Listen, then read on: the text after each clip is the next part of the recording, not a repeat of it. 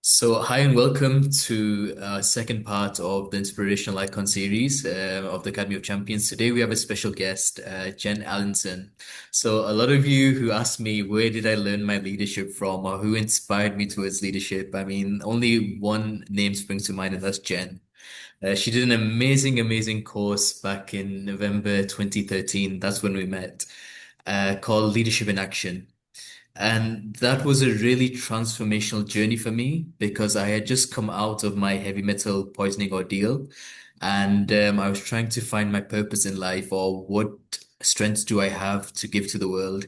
And I think leadership in action played a huge role. So all those people that say that I'm an inspirational leader or whatever you labels that you give me, I think a lot of that goes down to Jen and the course that she delivered and all those that were involved.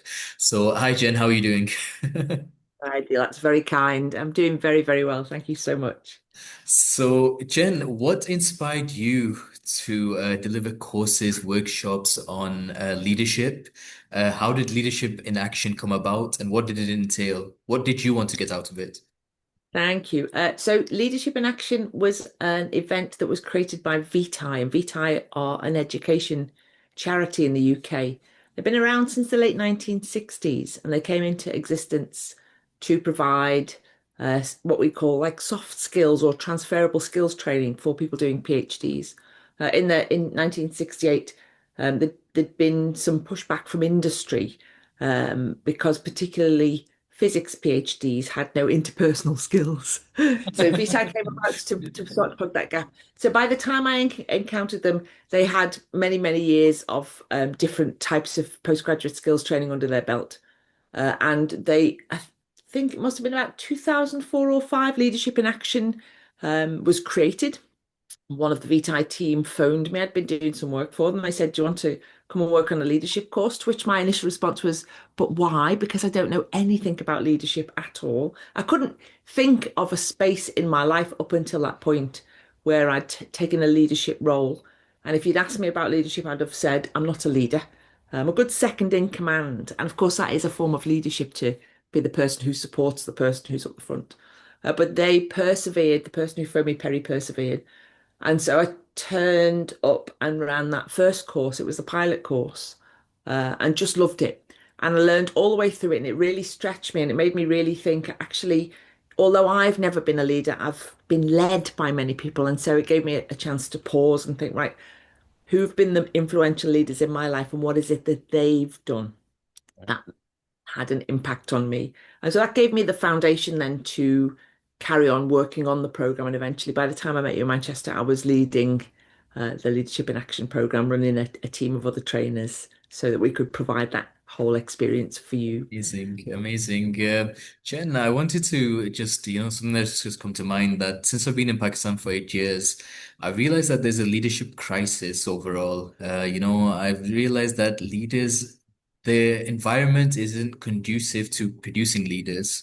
I mean, there are more managers than leaders, in my opinion. Mhm. What do you think the fundamental reason for that is, based on your experience? But why there are more managers than leaders? Yeah. Um, my personal experience, because of course I do a lot of work within the academic sector where people are promoted into leadership roles without enough support or Mm, a sounding board so that they can work out how leadership is different from management. They're very different. mm, So I think possibly, certainly in that context, which is my familiar context, it's a lack of support and training for people who are heading into those roles as leaders. But I mm. can't really speak about any other industries. Yeah. So I mean, one of the things that I've realized is that I think leaders need that sense of freedom to express themselves. I think part of the education system that I was brought up in, what I experienced when I was in the UK, is that there is a tendency to box us or put us in a box like you have become a good professional. I mean, just like when it comes to finding your purpose, rarely would they talk about what's your passion, what does the world need, when it's the icky guy. So I think suppresses leadership characteristics, in my opinion. Rarely or seldomly are we told about, what our vocation should be, what our mission should be, what our passion should be. Rather, the focus is on being a good professional. And I think that's what's suppressed, in my opinion, the leadership abilities in many people, which have the potential, but then don't go on to materialize it. So, but anyway, I thought you might have some more insights than me on this experience. You know, I mean, I can see you. It's a valid argument that we're taught to be professionals. If we go through any kind of training program, then we're taught to be a professional within the context of that training program. But I think you're right. I think leadership emerges when people find themselves in circumstances that require them to step up and take a lead. And maybe some of the environments that we create or go and work within don't allow us that opportunity. You've given a prescribed role and you're given prescribed responsibilities. And so maybe you don't get that chance to, as you say, blossom for your leader to come out. Exactly. So, Jen, what do you think are the traits or patterns that leaders have? Do you believe that you can identify someone quite early on that this person will become a leader? I imagine that there are schools of thought that you can tell whilst looking at children who the leaders are going to be. And certainly it's a case that even in young people, you see people, see youngsters in a group, see ones that want to lead the play or tell Uh-huh. other people what to do. Like that's a form of leadership. And it is a kind of a personal confidence to step into a role where you're directing other people and directing the play. But honestly, I think everybody has the capacity to be a leader, certainly in their own lives given Uh-huh. the right circumstances. Yeah. And then that capacity can then blossom into a capacity to lead others. Again, in the right circumstances, not because you've been given a responsibility to take a lead in this area, but because maybe you're moving towards realizing something in the world that you're very passionate about, that's going to fire up your inner leader because you're going to realize quickly that you don't have all the skills that you need personally in order to achieve what you'd like to achieve. So then you have to employ the skills that bring other people on board and enthuse other people about what needs to be done and help them to understand what their contribution is and how it's important. And all of these things are the things for me that a good leader, this is where they shine, is bringing other people on board, helping other people to see their own potential to grow and achieve within a certain context. I think we get trapped into this idea that leadership is some strong person who has we're suffering from terrible leadership in the world. I don't know Mhm. at what point somebody might be watching this 40 years from now. We've got some terrible leadership in the world at the moment, and it seems to me to be like an old model of people who shout the loudest and Mhm. say the most controversial things and promise the world. And people go, oh, yes, that's the person that we're going to follow. But to me, that isn't leadership. That's just being a noisy and attention seeking and trying to gather power to Yeah. yourself. I mean, that's amazing what you've just mentioned, actually, because once I'd finished my PhD, I was in my high school and college, and I was speaking to a few of my teachers, and something just occurred to me that after asking, do you know such and such, my classmate, what is he doing now? Do you know what he's up to? And what I realized was it was either those that were bullies or those that were bullied that were successful. So the two polar opposites, and those that were in the middle, they are still, performing as much as they would, that was expected of them to. But I mean, it was the outliers that ended up, outperforming the rest, which was an interesting observation that I made when I visited back. So, on that note, the other question is, do you believe leaders are made or are they born? Do you think someone can be Uh, born into a leader? I think they're made. I think the circumstances we find ourselves throughout our lives bring out different traits within us. And I think we're forged by the environments we find ourselves in. So I absolutely agree that hard circumstances, in your, when you say being the bullied person, but there's a whole other raft of difficult circumstances that cause people who wouldn't necessarily see themselves as leaders to step up. So you look at somebody like Nelson Mandela, he had no choice but to step up. He Mm, was put in a circumstance that he couldn't stand by because things needed to be changed, and he was prepared to sacrifice himself in order to do that. And that is a form of leadership, but he was forged by the time that he was in and the environment that he found himself within. So I think we're made.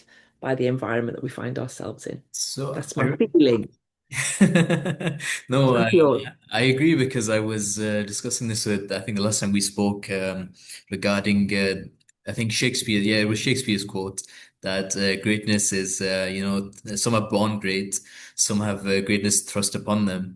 And if I look at my life journey, it was like that. I mean, I wasn't amazing. I mean, I wasn't one of the top performers in the class by any stretch of the imagination. But I mean, it was the realization that, I am made for bigger and better things. That I need to perform, I need to serve the community. And that's what would propel me. And the other aspect was this, that I would often reflect that how much I've been blessed with. And what I realized, the more that you've been blessed with, the more responsibility you have to serve humanity. Because the greater your accountability will be, whether it's accountability if you believe in a higher, creator or the next generations.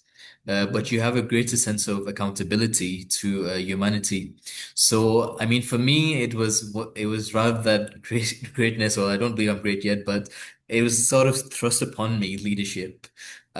So, I mean, that's something that I find fascinating. What you've just mentioned in terms of situations and circumstances. And I Mm. think that is very true. I mean, and that goes on to situational based leadership. Is there really one model of leadership, or does it vary with time and situations? These are tough questions. I don't have all of the answers. I can tell you how I feel. My gut instinct on these. I do think leadership is situational in that we have to change the type of leaders that we are based on the situations that we find ourselves in. And of course, there are plenty of models about because if you look at any aspect of our lives, people study that thing and then they've got an investment in coming up with a new model or a new something that says, well, this is the best kind of leadership or such and such and such. Um, and there is one of the models that's been around since the 70s that appeals to me, which is servant leadership, Uh-huh. which is much undervalued. And it was the idea was or the term was coined by a chap called Robert Greenleaf, who wrote an essay on servant leadership in the 1970s. But the premise is uh, they're leaders. It's a class or a set or a style of leadership where the person involved was serving their community first and foremost, and circumstances Mm. meant that somebody had to step up. And so that person, if they wouldn't naturally push themselves forward, they wouldn't necessarily be somebody who would seek power and influence. But because the circumstances demanded it, they stood up and they said, okay, well, I'll take the lead here. And that to me, I think is an often an overlooked form of leadership. And I think it's one of our most powerful forms of leadership. I think that if we think about who the servant leaders are, the Mother Teresas, the Nelson Mandelas, the Gandhis, you know, we remember them because they were humble people who were called to serve. And as you said, either by somehow higher power or some sense that they belonged to humanity at large, but they stepped up to serve, but they were servants first and foremost. And it was never about power or status or money or influence. It was because a job needed to be done. They were there, so they stood up and did the job. And they're the most inspiring. That's the most inspiring model of leadership for me. It's the idea of a servant leader. Amazing. I agree with that 100 times and I resonate with that exactly. So, the other thing is on that note, Jen, what types, if you could share with the audience, what type of leadership are there? And is there any way of identifying early on what sort of archetype a certain, you can say a child fits, or what sort of, mold of a leadership can he blossom into? That's very tricky. This is you're touching my imposter here. So my imposter is going, I don't know about models of leadership. I'm not a leadership expert. So although you met me in that context, Yeah. leadership training and development is part of what I do. So I'm not au fait with all of the models of leadership, and I can't easily give you an answer without just making something up. And you deserve better than that. So I'm going to duck past that and say I just sorry. So, I mean, I'll share what I learned from your course though, which was fascinating. I think one of the segments was on direct leadership, and then you had servant leadership, and then there was basically more of a leadership model where you would just consult with each other. You do something in, consultation based. approach. And I think, like you mentioned, I'm not sure whether it was yourself or someone else, but someone mentioned in the leadership in action that it varies situation to situation. I mean, if, for example, you need to make a decision really quickly and you do not have time, then you'd opt for direct leadership. And then if you had a lot of time and you could, get people's opinion and consult with them, then that would form, that would be a different form of leadership. So I think in my journey, I've realized that it's very much situational based. I think you have an overall sort of a mold of leadership. Like, for example, you could be 80% of the time a servant leader, but I think 20% of the time you might have to change your approach to things to get the job done. That's what I'm realizing on my journey, that it's not actually, I don't think it's fixed. I think circumstances, like you mentioned, call for you to change and evolve with time. So, I I mean, agree with that. And what you're touching on there is adaptability. And yeah. actually, for me, a great leader is very adaptable and open and will change what they do due to the circumstances, but will also potentially change their way of doing things because the people that they're with require something else of them. So it's like a whole deep level of adaptability in a really great leader, I think. So what do you think, Jen, what should be a leadership selection criteria? Have you come anything across in the literature? When you Or, say selection, do you mean how do we select people who might be good leaders yes. or well, I guess it depends on the industry or the Yeah. area that you're choosing a leader for. I mean, one of the people who may have been on your leadership in action courses, Alex Janaway, is an ex-army major. Hmm. So if you're recruiting potential leaders for the army, you'll want different traits than if you're recruiting a potential leader for, I don't know, a social care situation or maybe the head of a cultural organization. So I think it very much depends on the circumstance. So in the same way that our environment forges leaders we are, I think different environments require different types of leaders. I think very direct leaders, which you need in the army because you're often in high pressure circumstances where somebody's got to be in charge, wouldn't necessarily go down so well, say in a school situation, but you need to be much more consultative. So I don't know whether there is a criteria on which you can say we're looking for these things in a leader that we might recruit because I think it very much depends on the circumstances that we're recruiting somebody into and what we want them to achieve. So, what do you think in terms of selecting leaders of nations? Do you think democratically it is the best model? Because this is something that I've been reflecting upon a lot. I mean, the last few years, especially since I moved to Pakistan, because I find it quite ironic that the model that they have in corporations seems to be much more aligned with succession planning in essence. So they'll identify a leader who's suited for the next phase of the organization's life. So I mean, because not all the organizations are the same phase. So like the introduction, growth, maturity, decline. So I find that succession planning is applied in corporations, whereas I feel that perhaps that ought to be done for nations. Because because I remember when I was in the UK, it was crazy because you'd have the Labour on one side, you'd have the Tories on the other, and then 5 years Labour would do, then the Tories would come, they'd say, no, scrap all this, we'll start again with our academy system when I was there. And then Labour would come in again, and then they'd say, no, this is how it should be. And you would rarely or seldomly see the society progress. Because it was a matter of every 5 years, you're changing things fundamentally. So, I mean, and when I've come to Pakistan, I've realized the exact same thing. I mean, and I've really started to question whether democracy is the optimal way of selecting leaders for nations. So what are your thoughts on this? Well, for a start, I don't think we have true democracy. Certainly in the UK, we don't. Like a sham. Hmm. So not everybody's vote counts, and the more wealth you have, the more influence you have. I would imagine that the leaders of, say, for example, the current leader of the Labour Party, is chosen by people outside of politics, people that we don't even know about. So there are very influential businesses pouring money into the parties, using think tanks to produce white papers to tell the parties what legislation they should introduce. And I think leaders are being chosen from outside of politics by powerful, influential business people. Hmm. leaders who'll serve their interests. And we saw this in the UK. And again, I don't know how many years in the future that you're seeing this, but we had a servant leader called Jeremy Corbyn, who was, from what I can see, uncorruptible.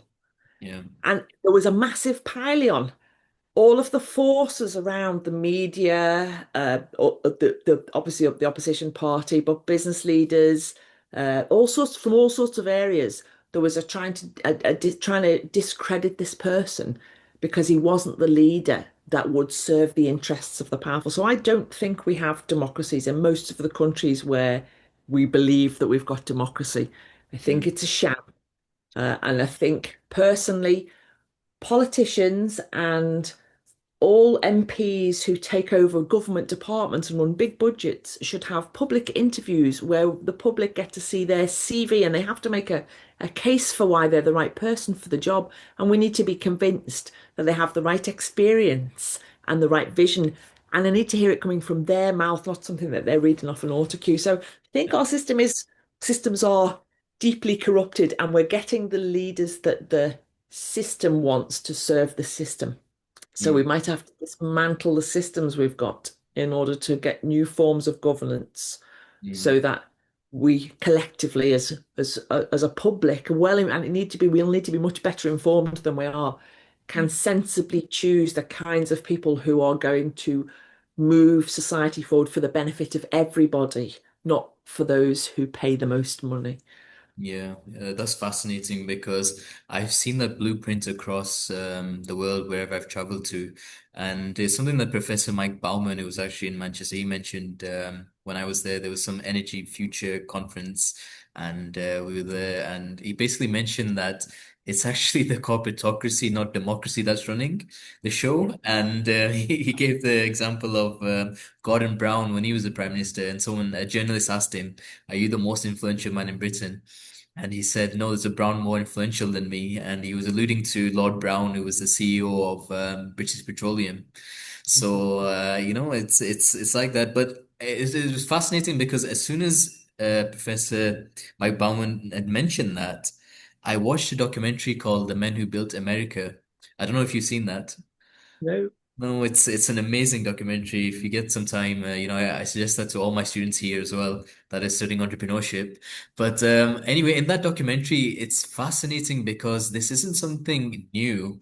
This actually stems back to the late 20th century, early 21st century, in the sense that sorry, late 19th century, early 20th century, where you had Rockefeller and Carnegie, these industrialists in the US. There was a guy called Rupert who was basically for the welfare. He had a servant leadership model. He was there for the welfare of the people, the employees in the industry. And so Carnegie and Rockefeller paid billions of dollars worth of money to the media to launch a campaign against Rupert to put him down and then bring about a leader that served their interest.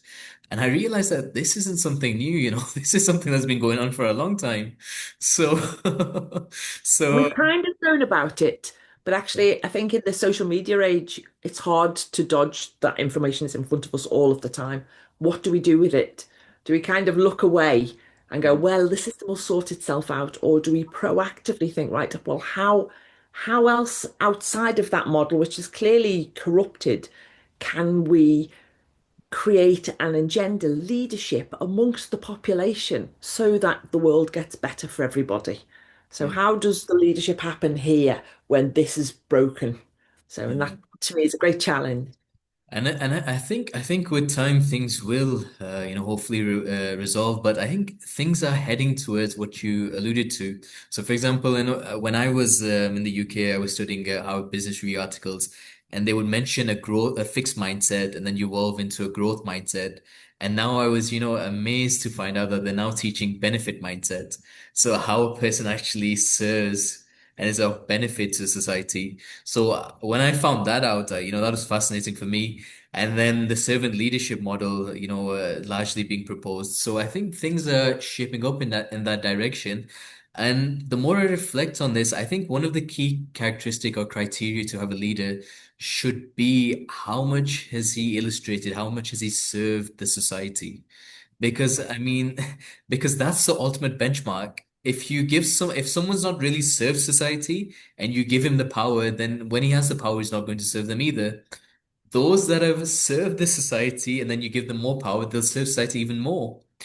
So I think the service model, I think this should be one of the key benchmarks that our youth and our future generations ought to keep in mind when they're voting. Mm. Because I think as time evolves, people realize that it's only a few people's interests that are being served, and largely humanity is being negated. Coming on to the next question, which I learned from Leadership in Action, was that one of my favorite things that I do is journaling. And that was something that you mentioned. I remember the story that you mentioned of Alice in the Wonderland.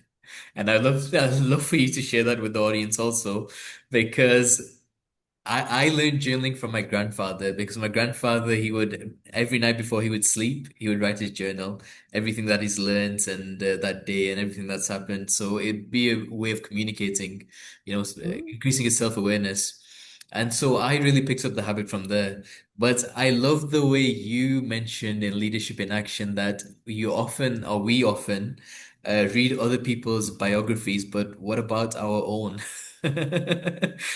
Yeah. Well, So, yeah, definitely. When we read other people's biographies, we go, well, that's a life really well lived. But of course, the fact that that person documented their lives allows us to learn and reflect from their story. So by documenting our own lives, just for ourselves, but who knows what's going to happen to your journals in the future, Adele, after you've been the Prime Minister, that could happen. Um, then it allows other people to learn from your musings and your journey. But like your grandpa journaling, what's important is when we're writing to our and with ourselves, we're in a deep communion with a very deep part of us.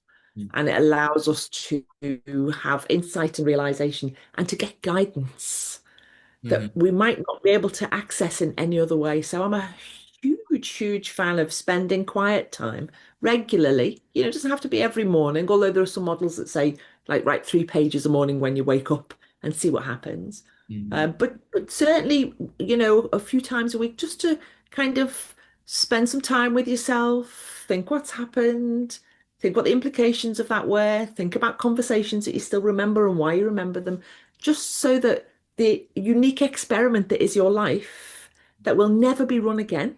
Mine is a unique experiment. Your life is a unique experiment. They'll never run again. Uh, for those of you who are watching who are scientists, if you're a scientist, you're running experiments, you keep a lab book because that's how you learn from what's going on. Keep a lab book for your life.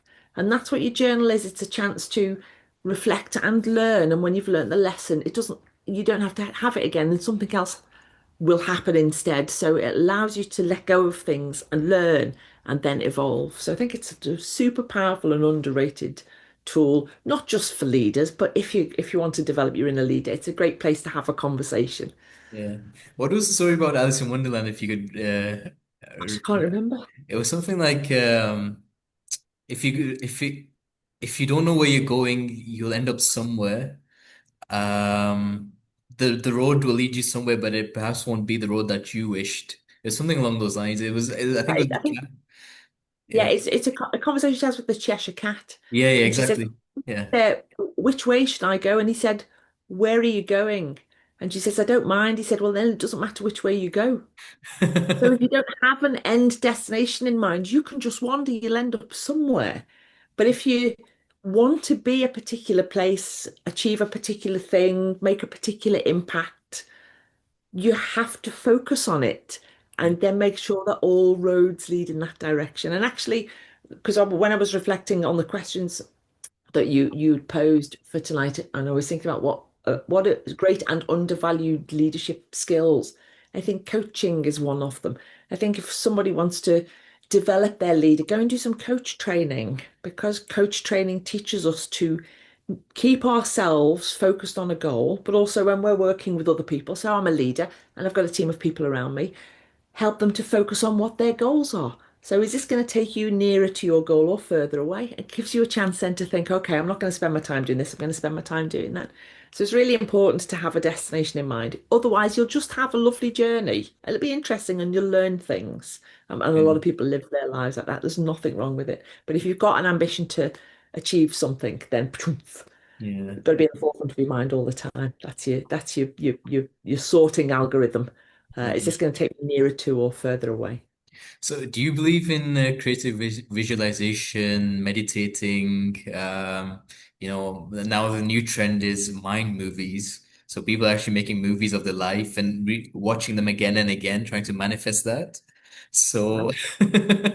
have you? This is new information to me. I don't know about mind movies. I've never heard of them.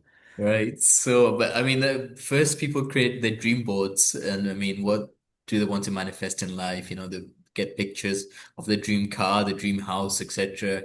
And so the latest that I heard from some of my students with mind movies, and I think it originated from I think Bob Proctor's Institute in the US. So, I mean, a lot of them, I think, in the Hollywood in California and Hollywood, they're actually doing these mind movies because the concept is that it fires neurons in your brains that will help you manifest what you want to achieve. So, and it was I think the abduction experiment. Basically, if you move your finger, if you exercise your finger, it's like 30% than doing it practically by just visualizing it. So, it's got to do with getting the right neurons to fire. But anyway, this is where things are shaping, which is interesting. Right. So, last thing, Jen, could you give five key pieces of advice for the next generation of emerging leaders?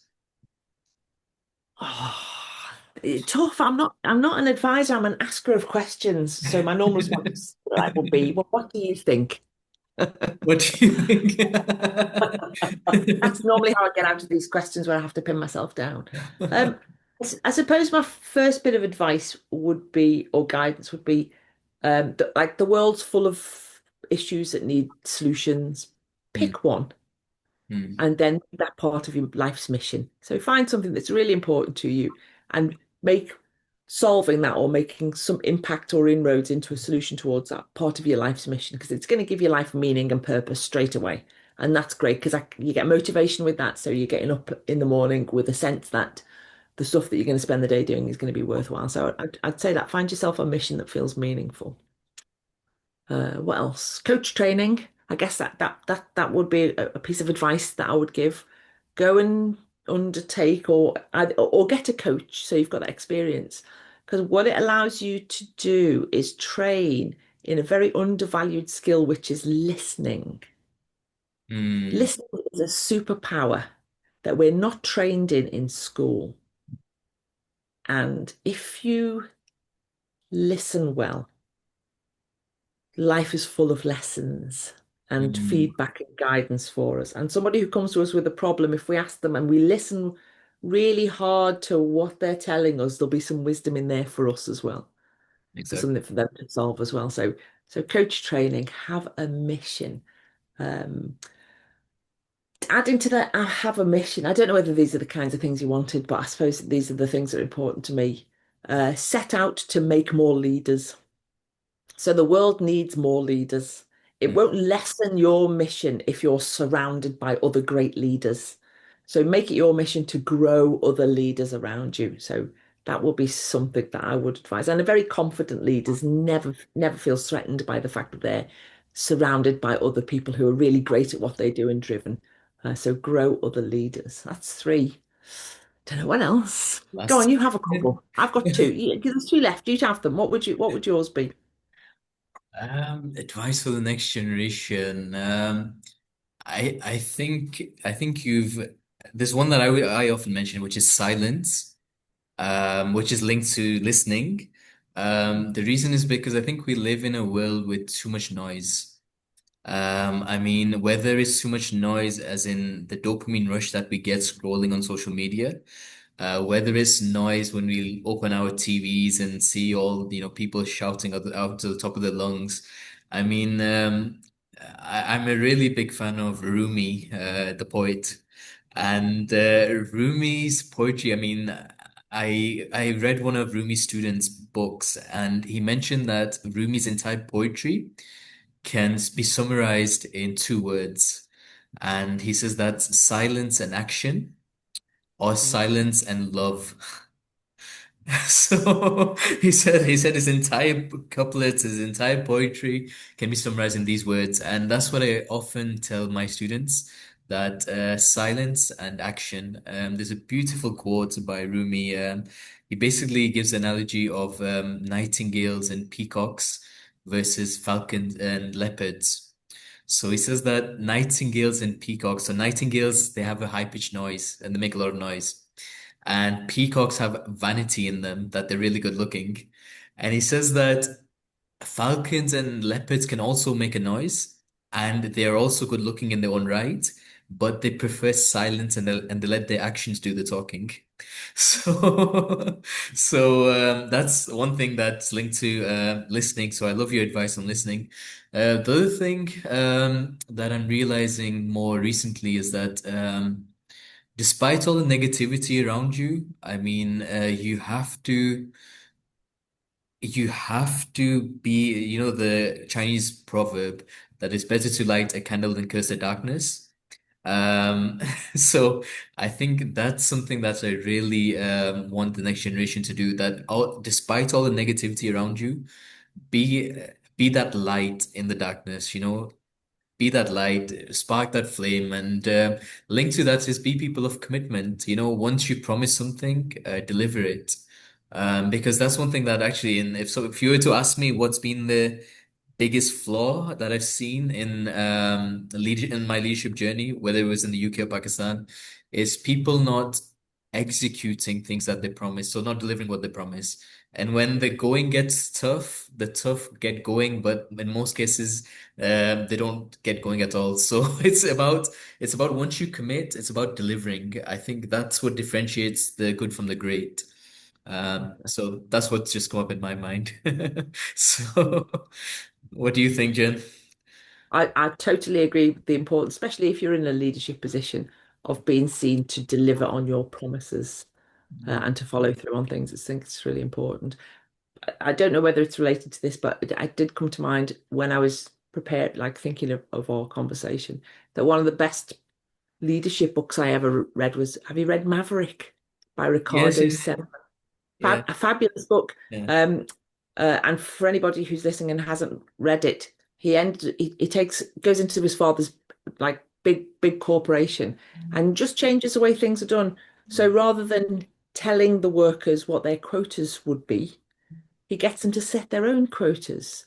And actually, I think in that not delivering, I think sometimes the issue can be that people agree to a delivery, a set of parameters that somebody else has given them or that they feel obliged to take on. Whereas as leaders, if we negotiate with the people that we're working with and let them set their own quota, if you like, or the thing that they feel that they can agree to really deliver, they're far more likely to deliver. I think it's really important for us in that role to be very consultative. And again, this is where the coaching skills come in. Really, they're really crucial. One of the things that we do when we're coaching or when you're coaching somebody else is if they say, I will have that report to you by next Friday, for example, you say, does that feel realistic to you? And Mm. it gives them a chance to go, well, actually, I've got another report to give to somebody else on this day. So actually, probably won't be able to do it till next Friday. I'll probably be able to do it the Friday after. And then you say, does that feel realistic? And when they say, yes, it feels realistic, then they make a commitment that they know that they can fulfill. They feel confident about it and they're far more likely to succeed. So again, as leaders, we can help people to set goals that they can achieve. And we also need, in order for them to trust us to help them with that process, we also need to set ourselves realistic goals that we can be seen to be achieving. So Yeah. people can trust in us so that when we say we're going to do something, that we realistically we can do that in the way that we said we will do it. Yeah, yeah. Thank you, Jen, for your time. It's been an absolute pleasure catching up after such a long time. I wish you all the best with all your future endeavors, and thank you for being an inspiration in my life. Oh, So, you're lovely. Thank you so thank you. much. And thank you for remembering leadership in action so fondly. I'm really delighted that it landed well with you. And you give me far more credit than I deserve. There was everybody in that room. We made it together. Yeah, And so it would have been the same definitely. without you. And I'm delighted that you've stayed in touch. Thank you, Adil. And so I wish you so much luck for everything you do in the future. Do keep in touch. I will do. I will do. Thank you so much. Thank you, Jen. Good, Take care. good, good luck. Bye bye.